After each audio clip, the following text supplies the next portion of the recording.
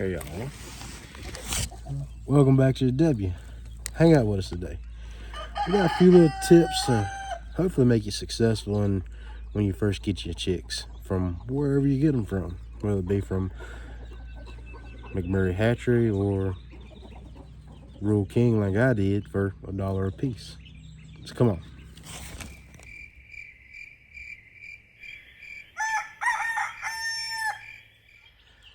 Good morning.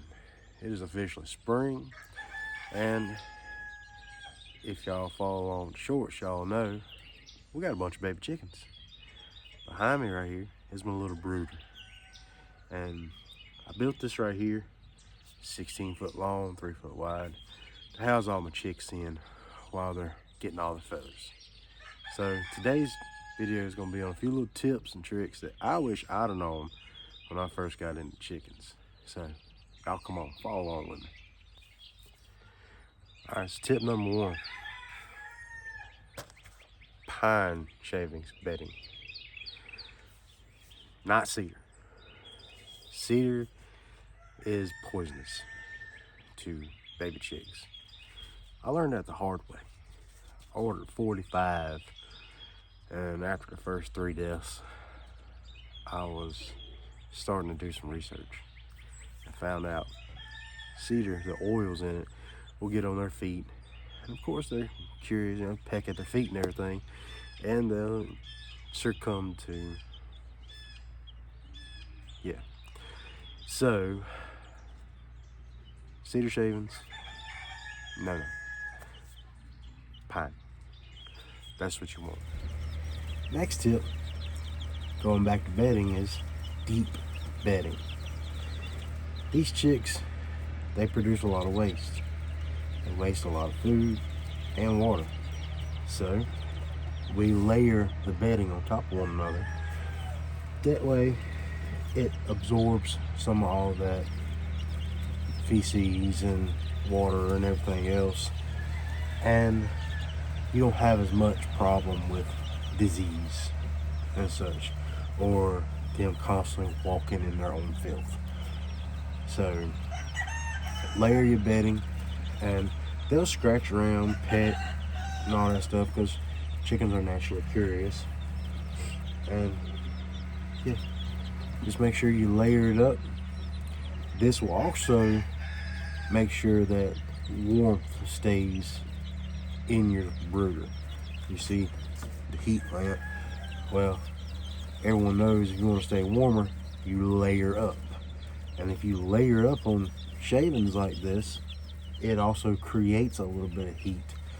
So your chicks can stay a little bit warmer throughout their stay in the brooder. Next tip is going to be your heat source. If you look, you see my heat source is on a string. That string is connected to a screw right outside. So that way, I can take this heat source and I can raise it up to where if these chicks are getting hot, I can raise it up, get a little heat off of them, or I can lower it down for my cold days. So having an adjustable heat source like this right here is going to help you tremendously on your chicks, because right here in springtime, the weather is unpredictable. We've had 80-degree days here the last week or so, and then all of a sudden it dropped back off into the 40s. So that means your heat source needs to change.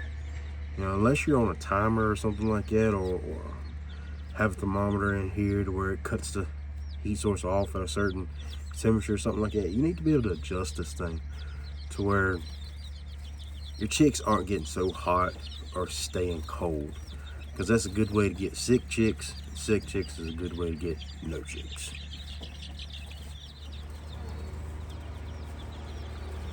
All right, so next, pay attention to your chicks' behaviors. Be present.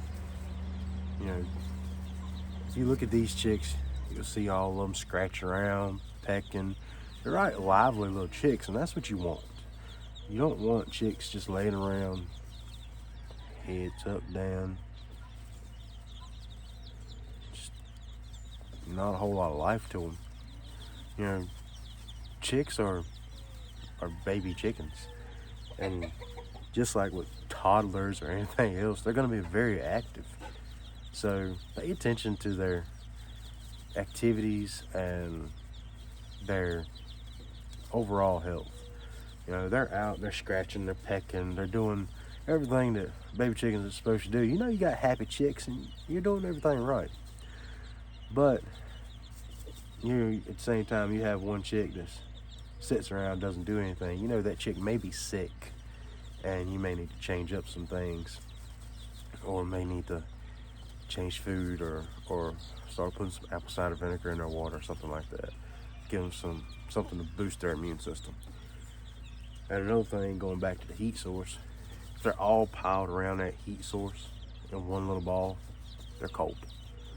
All right, you can lower the heat source down a little bit, give them a little bit more heat. You don't want them all if I can speak this one, you don't want them all bundled up in that heat source.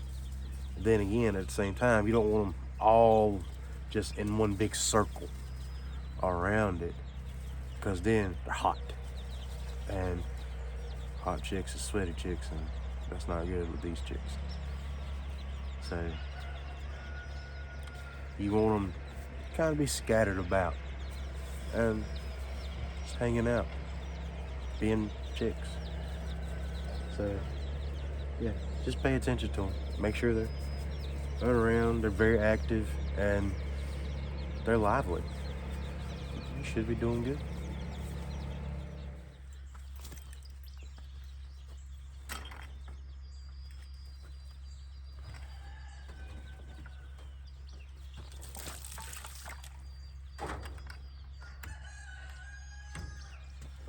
Next is waters. Have multiple sources of water for them. A good rule of thumb is, for me, every 15 chicks gets a gallon of water. And that gets changed out 1 to 2 times a day. I have 30 chicks, so I have 2 1-gallon drinkers in there. And that seems to suffice for the amount of chicks that I have. Now, as they get older, they'll need more. This rule of thumb only applies to the first 3-ish weeks of life, and then you'll need to provide more water than that, because you always want to make sure your chicks have plenty of fresh water and multiple sources of water. That way, if one source gets compromised or filled up with shavings from them scratching around and everything, they have another source of water to drink out of. It's the last thing you want is for them to run out of water. That's one of the most essential things. Also, take you just a little bit of apple cider vinegar. Not much. Put it in the water. That right there will help their immune system a lot. Especially the first few weeks of life, you know, anything could happen. Throw just a little bit over in there. It'll help boost their immune system, make them feel good. Happy chicks is good chicks. Another thing on these drinkers is, when your chicks are first born, they're gonna be really small, but they're gonna need a lot of water. And these 1-gallon drinkers like this, if they fall over into it, they could drown. So, to mitigate that, we've got rocks. Just pick them up out of your driveway, wash them off real good, in a pan like such. Pretend like you're paying them for gold, and look for some while you're doing it. And then, just take your rocks, put them in the water like so. Just like that right there. And this right here, to keep from falling over in that water and drowning. Now my chicks are old enough where I don't have to do this anymore. Now, after about 2 2.5 weeks, they're big enough to where they can't fall in it now. So, but those first 2 weeks, you really want to do that to keep a lot of water in there. If not, those little 1 quart waters, you're gonna have, 8 or 12 of them in there, and you're gonna be changing them out 4 times a day. That's a lot of water to waste. Next tip is always make sure they have access to food. I hear a lot of people saying to limit the food that you give the chicks, but that more applies to meat birds, not laying hens like these. They're not going to overeat because these birds don't have the appetite that meat birds do. So always make sure they have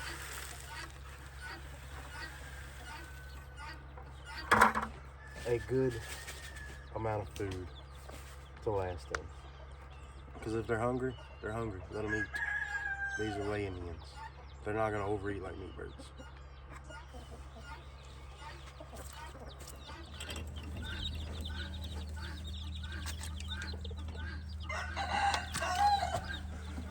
Another good tip, put a board in here. Set your food and water on. Once they start getting about 3 weeks old, 2.5, 3 weeks old, they're going to start scratching and pecking a lot. And what this does is puts a lot of shavings and stuff in their water and their food.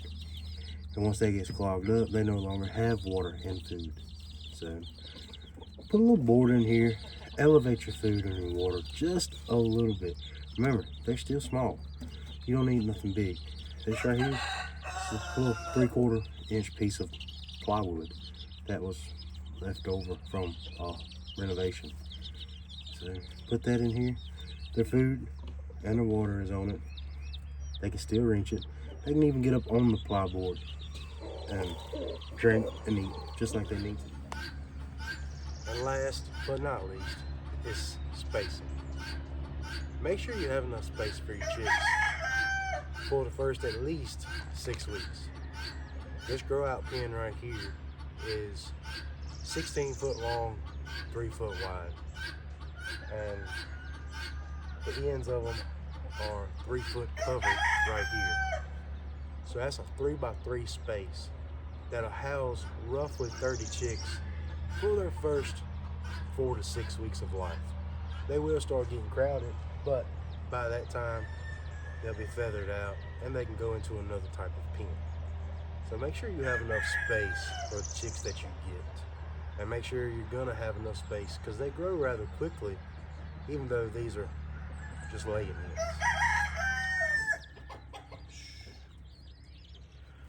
That's gonna do it for today's video. Hopefully you found this video to be somewhat helpful, and I know I wish I would have had a video like this when I first got into chicks, because it would have saved me probably a lot of money and a lot of time. And this little baby sounds like she wants to go back with the other ones. So, hope y'all enjoyed it. Hope you learned something. And we'll see you on the next one. Until then, remember, normal's not coming back, but Jesus is. So y'all get ready. See you later.